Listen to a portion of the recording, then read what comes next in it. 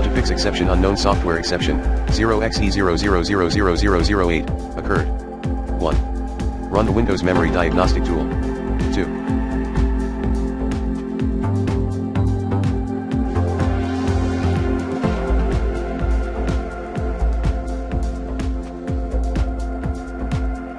Run the chkdsk scan. 3.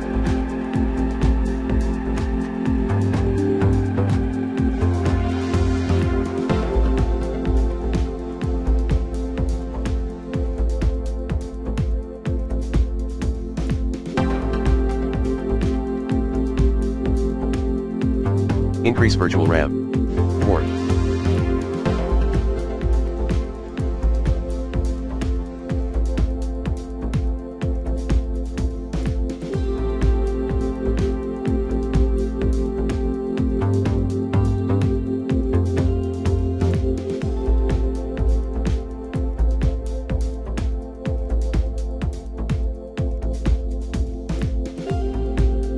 Reinstall the problematic software.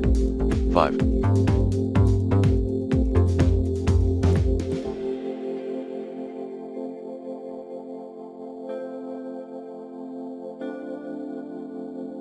Troubleshoot in Windows Clean Boot state.